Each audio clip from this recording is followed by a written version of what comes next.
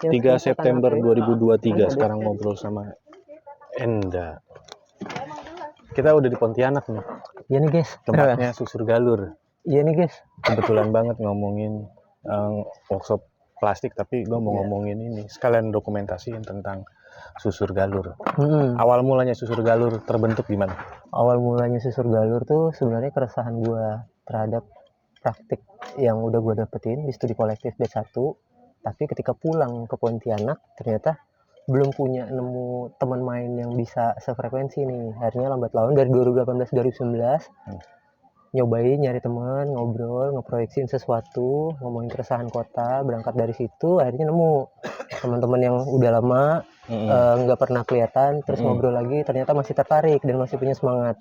Ketemulah Jai, ketemulah Hendy, ketemulah Kadwi, gitu-gitu. Akhirnya sampailah beberapa member yang lain kayak ketemu Huda, ketemu Feli, ketemu Heidi gitu. Jadi banyak dan lintas disiplin pula gitu dengan latar belakang pendidikan ataupun pengalaman gitu-gitu. Akhirnya 2021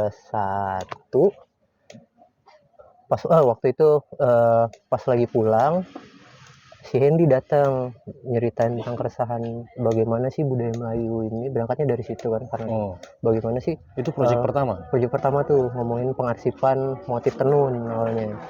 Motif tenun yang memang dulunya kan kita budaya tutur ya, kalau Melayu itu terkenalnya jadi bentuk-bentuk literatur susah banget buat dicari, nggak ada pengarsipannya gitu-gitu. Akhirnya ada nemu satu kampung tenun yang dulunya tuh dipercaya katanya salah satu kesultanan yang ada di wilayah Sambas 6 jam dari Pontianak. Itu tuh masih bertahan sampai sekarang dari ratusan tahun gitulah ya, praktik-praktik bertenun itulah. Nah kemarin inisiasiin, yuk kita bikin aja proyek pengarsipan, maksudnya arsip-arsip tenunnya itu kita arsipin, karena pas datang ke sana tuh lembaran kertas masih dari kertas minyak, kertas goni. Itu yang kemarin lo pamerkan di Good School. Iya. Nah hasil itu tuh proyeknya. Akhirnya secara proyek pengarsipan dan digitalisasi ada, terus dibantu juga sama teman-teman ekstrak ya, teman-teman batch 1 yang kolektif of kolektif gitu kan, maksudnya person to person tadi tuh akhirnya memutuskan untuk menjadi kolektif gitu kan setelah batch 1. Menarik tuh, akhirnya juga menyambut ide ini dengan praktik artistik yang beda atau dengan gagasan yang menarik lagi gitu kan. Ada Asrul, ada Risha, dan disupport sama Wira dan teman-teman yang lain, jadinya makin punya pengembangan tuh antara tarikan satu yang memang gua part of-nya, dan di sini istilahnya part of juga gitu kan, jadi kayak menarik aja, jadi kayak wah punya ternyata dari ini bisa jadi teman main yang menarik ya. Akhirnya dari 2001 dan diterusin ke 2022 itu kan kita start. Nah, akhirnya udah memutuskan karena kita suka mencari hulu hilir atau pas present ya. Kalau budaya Melayu kan bilangnya hulu hilir atau akhirnya bilang udah gimana kalau namanya jadi Susur Galur aja nih gitu. Akhirnya udah kebentuk itu jadi Susur Galur. Susur Galur itu kayak jalan ya, susur. Jalan susur. Galur itu galur tuh kayak misal kita proyeksi rizoma ataupun bentuk-bentuk pohon silsilah. Nah jadi itu berakar gitu, jadi mencari tarikan-tarikan garis-garis yang putus ataupun garis-garis yang ada tuh tapi belum dinarasiin atau belum dibahasain, itu hulu hilir sih sebenarnya. Galur itu tuh istilahnya gitu. Kalau di Islam gue dulu lahir di Galur tuh iya, kalau di Jakarta ini kan nama kampung kan, nama kampung Galur.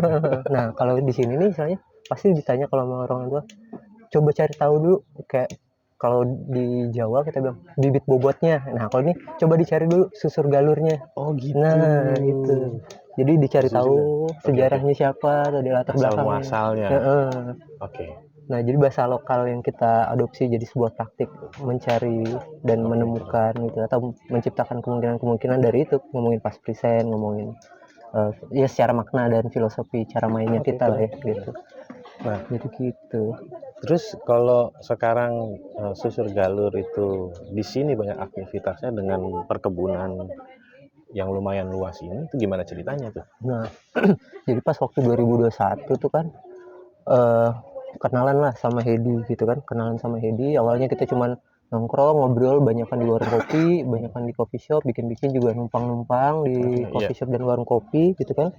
Tiba-tiba Hedi bilang, ngapain lu tiap hari ke coffee shop dan warung kopi, maksudnya udah main ke kebun aja gitu. Maksudnya ya kalau sekarang kan karena proyeksi ke depan kebunnya yang ada di sini itu tuh kebun hidroponik, tapi sebenarnya punya mimpi buat jadi kebun edukasi katanya bilang. Nah dengan harapan praktik-praktik yang gue lakuin makin cocok lah makin nih. cocok gitu kan. Terus akhirnya udah dari kebun ini atau praktik-praktik agrikultur, apa nih yang menarik yang bisa kita coba, atau yang punya irisan-irisan apa nih secara praktik kolektif gitu kan, atau berangkat dari lintas disiplin ini gitu. Terus ketemulah Gusti yang memang jurusan geografi gitu. Terus dia memetakan ruang yang ada di sini untuk bikin layout, untuk bikin sesuatu, terus dikembangin jadi sesuatu yang menarik. Woi, gak apa-apa bang, masuk aja bang. Asik nih, makasih.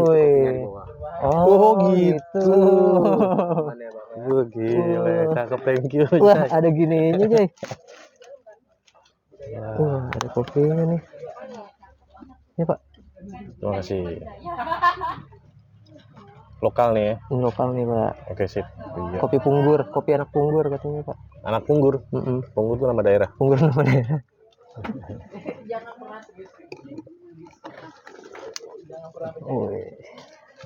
Terus sambung. Nah terus rencananya Susur Galur mau apa lagi?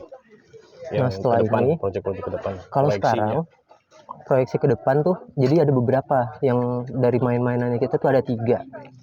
Satu ngomongin nama proyeknya Departemen Pemetaan Urban. Nah, Departemen Pemetaan Urban tuh mencari ataupun menemukan ruang-ruang ideal ataupun yang kita anggap ideal untuk dimain-mainin. Sebenarnya itu mencari sejarah sih. Ini bangunan arsitektur dulunya milik siapa ya, atau punya nilai sejarah apa ya yang bisa diceritain. Akhirnya bikin tuh ngajakin publik, terus undang sejarawan buat belajar bareng ini tempat apa kunjungan ya, selain bangunan kolonial atau bangunan warga yang udah ratusan tahun atau rumah-rumah yang punya nilai usia yang lumayan jauh. Akhirnya teman-teman yang ajak jalan-jalan juga dapat mendokumentasikan itu, mengarsipkan ruang kota gitu. Namanya Susur Kota. Kita bilang lewat proyek si Departemen Pemetaan Urban itu. Terus proyek yang ongoing sekarang ya, selain yang proyek pengarsipan motif tenun lewat Nek Daro itu, nah yang satu lagi nih ampas kopi. Iya, ini lagi mulai nih dieksperimentasiin. Kalau sebelumnya kita cuma punya 2 modul eksperimen, yang satu untuk mengolah, kita bilang kompos bin, dari mengolah ampas kopi jadi pupuk organik. Terus modul berikutnya tuh menjadi media tanam alternatif gitu lewat si ampas kopi itu gitu. Ada tuh lagi kemarin gue ngobrol tuh sama si Hedi untuk jadi material baru. Kalau itu dipadatkan kemudian dicampur tertentu yang mesti dicari tahu. Gue juga belum nemu nyoba-nyobanya untuk jadi material baru. Bisa bikin produk. Iya. Nah terus dari itu akhirnya biar punya bridgingan dan punya komitmen bersama dengan publik ataupun dengan teman-teman yang memang memproduksi limbah kopi. Jadi kita kerjasama sama coffee shop, sama kedai kopi, buat mereka yang ngasih ampas kopinya ke kita yang olah, terus kita jadiin kebun kolektif. Kalau kita bilang lahan setapak dengan ukuran 1x1 gitu. Nah nantinya itu kebun itu diproyeksi untuk jadi media tanamnya untuk teman-teman, sebenarnya untuk tarikannya sama kita lewat ngebantu warga sekitar, atau lewat hasil panennya itu bisa dibagi sama warga gitu. Jadi lahan 1x1 itu mereka ambil, mereka wajib nanam kembali, terus hasil panen keduanya mereka berbagi tuh dengan itu kebun kolektifnya. Itu akan di sini kan? Akan di sini di pojokan sana tuh ntar jadinya. Yang makanya lo akan bikin modelnya rice bed. Ya. Makanya kita eksperimen untuk bikin join buat rice bednya. Nah jadi menariknya itu ketika operasi plastik datang, terus kita punya ruang dialog bersama, ngebangun tuh beberapa proyeksi-proyeksi yang menarik yang sebenarnya jadi kebutuhan ekosistemnya kita juga yang ada di sini.